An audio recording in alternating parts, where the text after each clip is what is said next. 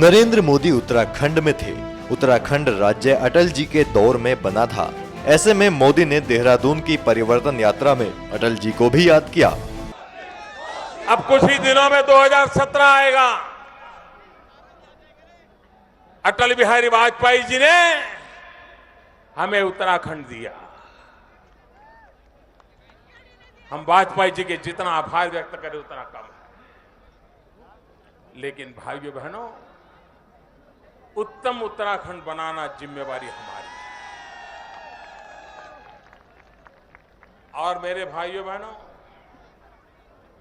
ये उत्तराखंड ऐसे गड्ढे में पड़ा हुआ है, ऐसी खाई में पड़ा हुआ है, ऐसा तबाह करके रखा हुआ है।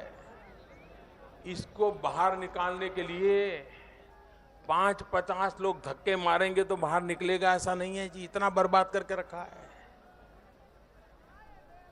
ट्रैक्टर लगा दोगे तो भी नहीं होगा जी।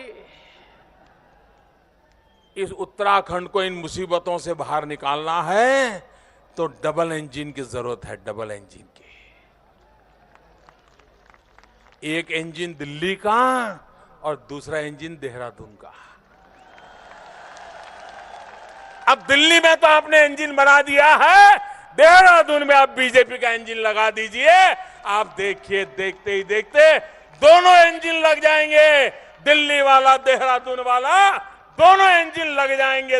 उत्तराखंड को तेज गति से आगे बढ़ेगा, ये मैं आपको विश्वास दिलाने आया हूं। नरेंद्र मोदी लोकसभा चुनाव के बाद पहली बार देवभूमि उत्तराखंड में थे। 4 धाम प्रोजेक्ट का उद्घाटन करने आए प्रधानमंत्री नरेंद्र मोदी ने परिवर्तन रैली के दौरान नोटबंदी का विरोध करने को लेकर कांग्रेस पर एक बार फिर निशाना साधा। नरेंद्र मोदी ने कहा कि वो अब चौकीदारी कर रहे हैं तो चोरों में खलबली मच गई है। भाइयों बहनों, हमारा मकसद एक ही है, विकास करना। लेकिन आप जानते हो, 2014 में मैं चुनाव लड़ा, आपने हमें वोट दिया, देश ने भरपूर समर्थन दिया।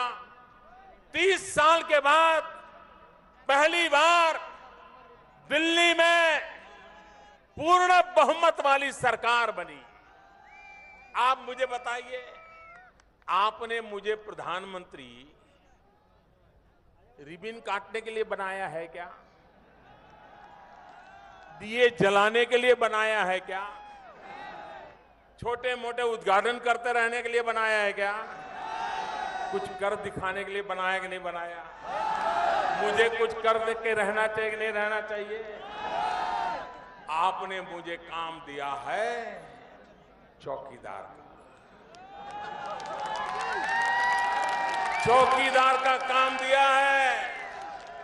अब मैं चौकीदारी कर रहा हूं तो कुछ लोग परेशान हैं, उनको तकलीफ हो रही है। उनको लग रहा है ऐसा कैसा चौकीदार आ गया, चोरों के सरदारों पर ही पहले वार कर रहा है।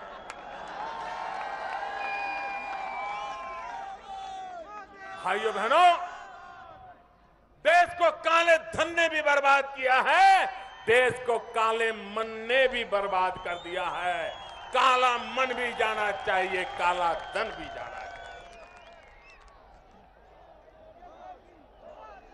आप मुझे बताइए भाइयों, भ्रष्टाचार के खिलाफ लड़ाई लड़नी चाहिए कि नहीं लड़नी चाहिए? पूरी ताकत से बताइए, भ्रष्टाचार के खिलाफ लड़ाई लड़नी चाहिए कि नहीं लड़नी चाहिए? भ्रष्टाचार को खत्म करना चाहिए कि नहीं करना चाहिए? अरे जी जान से लड़ना चाहिए कि नहीं लड़ना चाहिए? भाइयों बहनों, मैंने ये लड़ाई को छेड़ लिया है। आपका आशीर्वाद है? दोनों हाथ ऊपर करके बताइए, आपका आशीर्वाद है? पूरी ताकत से बताइए, आपका आशीर्वाद है? मैं आज देवभूमि का आभारी हूं भाइयों बहनों।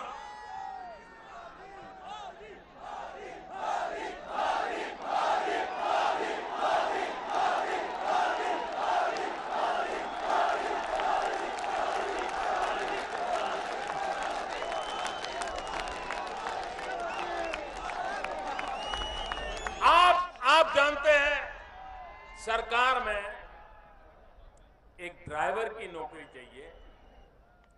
प्यून की नौकरी चाहिए, क्लार्क की नौकरी चाहिए, प्राथमिक विद्यालय में टीचर की नौकरी चाहिए, तो भी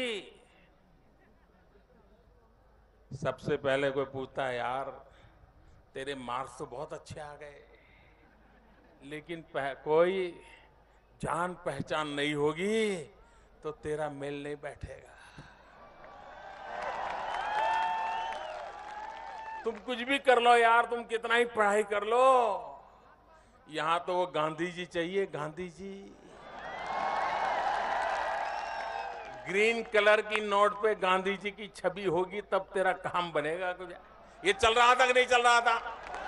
हर चीज का दाम चलता था कि नहीं चलता था?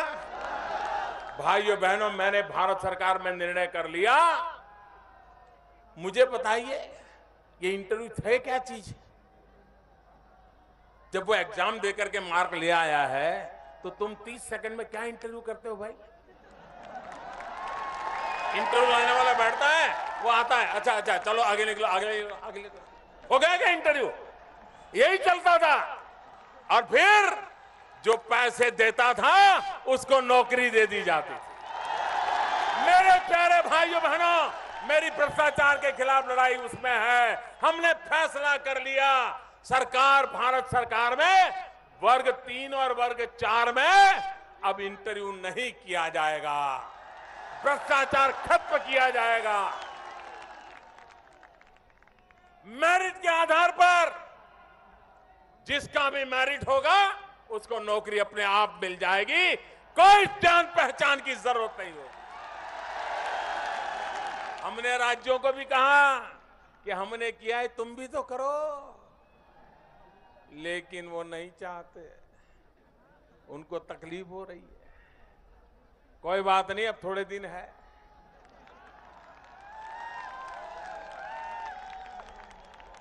जैसे ही उत्तराखंड में भारतीय जनता पार्टी की सरकार बनेगी, ये काम उत्तराखंड में भी हो जाएगा।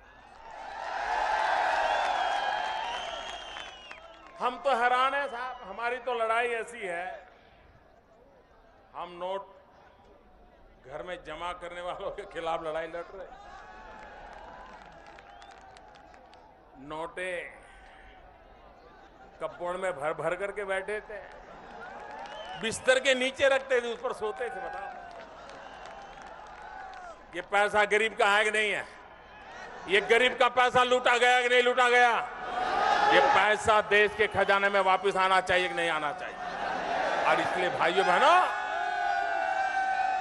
1000 और 500 का नोट बंद करके अच्छों के कपबोर्ड खोल दिया। लेकिन बेईमानों की आदत जाती नहीं, उनके ब्लड में ही बेईमानी घुस गई है। तो उन्होंने क्या सोचा, अच्छा मोदी ने 1000 और 500 की नोटें बंद कर दी, अब मोदी को हम दिखाते हैं। पिछले रास्ते से नोट बदलने में लग गए। उनको लगता था मोदी को दिखता नहीं है, लेकिन भाइयों बहनों, उन बेईमानों को पता नहीं था कि हमें पूरी जानकारी है कि बेईमान क्या करेंगे, और आज रोज पकड़े जा रहे हैं, नहीं पकड़े जा रहे हैं। नोटों के ढेर, सोने के ढेर आ रहे हैं कि नहीं आ रहे हैं? सबका पसीना छूट रहा है। भाइयों बहनों, ये सफाई अभियान है, सफाई अभियान। और देशवासियों ने मुझे मदद की है, इसलिए मैं लड़ाई लड़ पा रहा हूं भाई।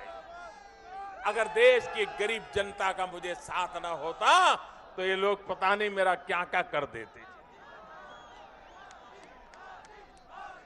अभी भी इसी फिराक में है कि मौका मिल जाए तो टूट पड़ेंगे मोदी के ऊपर, लेकिन उनको पता नहीं है 125 करोड़ देशवासियों का रक्षा कवच करके बैठा हुआ हूं।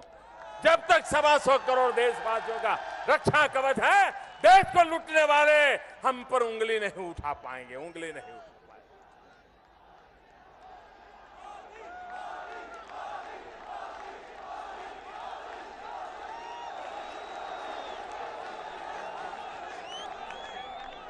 भाइयों बहनों,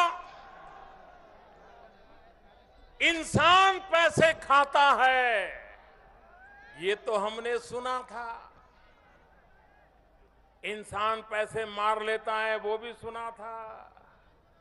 लेकिन उत्तराखंड में तो स्कूटर भी पैसे खा जाता है। हमने अखबार में पढ़ा था कि जिस स्कूटर में 5 लीटर की टंकी होती है, वो 35 लीटर पेट्रोल खाता है। बताइए, चोरों को कहां कहां पकड़ेंगे भाई, कहां कहां पकड़ेंगे।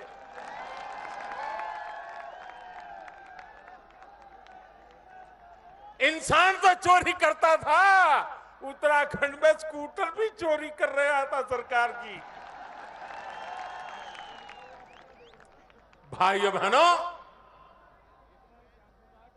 ये दुराचार, ये भ्रष्टाचार, इसने भारत जैसे होनहार देश को तबाह करके रख दिया है।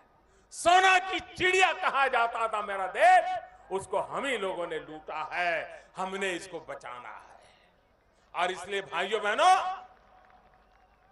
मुझे आपका साथ चाहिए, आपका आशीर्वाद चाहिए।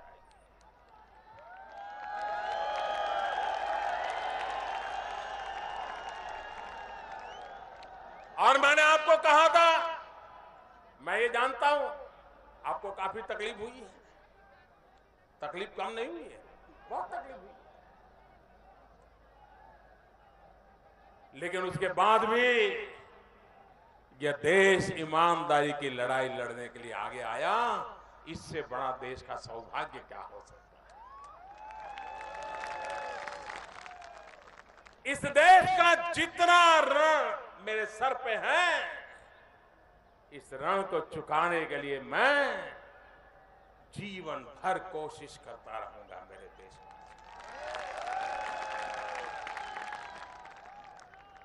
क्योंकि अगर देश को आगे बढ़ना है तो ये लूट खसोट बंद होनी चाहिए भाई, ये बेईमानी बंद होनी चाहिए, ये भ्रष्टाचार, ये काला धन, ये जाली नोट, आतंकवाद, ड्रग माफिया, ये जाली नोट का खेल खेलते थे। 8 नवंबर रात को 8 बजे एक धमाक से जाली नोटों का खेल 0 हो गया।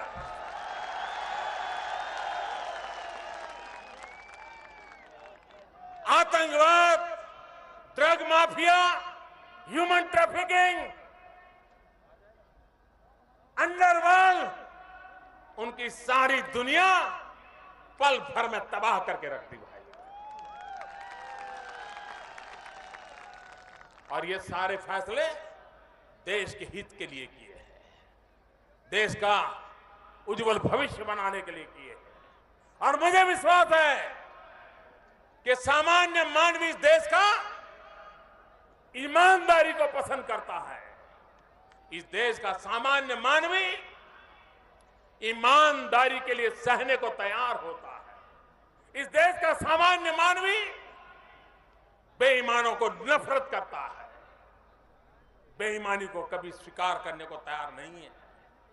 अगर कभी कुछ करना भी पड़ा तो उसको मजबूरीन करना पड़ता है। रात को वो सो नहीं सकता, नींद नहीं आती है, ऐसे मेरे देश की ईमानदारी है। लेकिन कुछ मुट्ठी भर बेईमानों ने ईमानदारों को दबोच करके रखा है। मैं ईमानदारों की ताकत बढ़ाने के लिए लड़ रहा हूं, ईमानदारों को शक्तिशाली बनाने की लड़ाई लड़ रहा हूं। और इसके लिए मुझे उत्तराखंड की देवभूमि से, उत्तराखंड की वीर भूमि से, उत्तराखंड की वीर माताओं से मुझे आशीर्वाद चाहिए भाइयों बहनों, जिन आशीर्वाद को लेकर के हम ये लंबी लड़ाई को जीतेंगे।